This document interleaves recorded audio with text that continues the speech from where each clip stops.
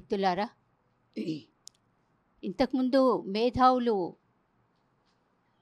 ఈ ఉద్యమాల్లో అంటే వేరే రాష్ట్రాల్లో ఛత్తీస్గఢ్, జార్ఖండ్ అటువంటి ప్రాంతాల్లో చాలామంది చనిపోతుంటే అక్కడ నక్సలైట్లకు తర్వాత పోలీసులకు మధ్యన ఆదివాసీలు బలైపోతున్నారు, ఆదివాసీలు నలిగిపోతున్నారు అని మాట్లాడేవాళ్ళు.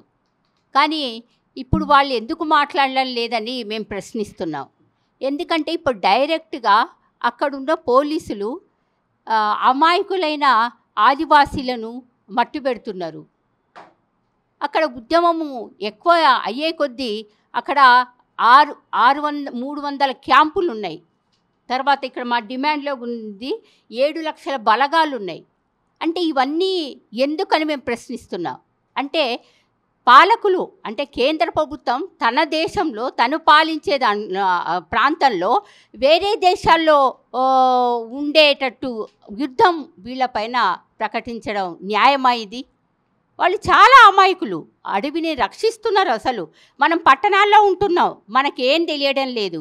కానీ అక్కడ మనకు ఈ భూతాపం రావాలన్నా తర్వాత ఇక్కడంతా శీతోష్ణ స్థితి మారుతుంది, తర్వాత పర్యావరణం ఇదంతా భయంకరంగా తయారవుతుంది. దాన్ని రక్షించే వాళ్ళు ఆ అడవిని అంటిపెట్టుకుంటున్న వాళ్ళు అట్లా వాళ్ళను లేకుండా చేసి అక్కడ చెట్లను లేకుండా చేసి ఖనిజ సంపద లేకుండా చేసి కనీసం మనుషులు ఉండడానికి ప్రాణాలతో వాళ్ళని లేకుండా చేయడం ఇది న్యాయమా అని మేము ప్రశ్నిస్తున్నాం.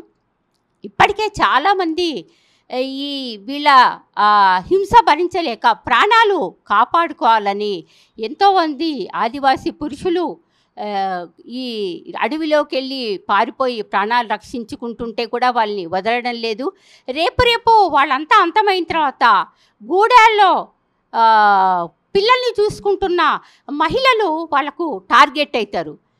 ఆ మహిళలు పిల్లల్ని కూడా వాళ్ళు రేపొద్దున చంపి వీళ్ళు మావోయిస్టులని తప్పక అంటారు. అంతేకాకుండా ఒక ప్రాంతంలో పోలీస్ క్యాంప్ ఉందంటే అది మనము ఎన్నో ఏళ్ళుగా మనం చూస్తున్నదే. అక్కడ మహిళలు బళ్ళు కూడా లాంటి దాంట్లో ఏంటంటే వాళ్ళు అత్యాచారాలకు లైంగిక హింసకు గురవుతున్నారు. అందుకని అక్కడున్న మహిళల మాన ప్రాణాలకు కూడా రక్షణ లేకుండా చేస్తున్న ఈ కేంద్ర ప్రభుత్వ బలగాలను వెంటనే అక్కడి నుంచి తొలగించాలని, అక్కడున్న ఎన్కౌంటర్లో చంపిన ఆ పోలీసులపైన హత్యా నేరం నమోదు చేయాలని మేము చైతన్య మహిళా సంఘంగా వేదిక కన్వీనర్గా డిమాండ్ చేస్తున్నాం.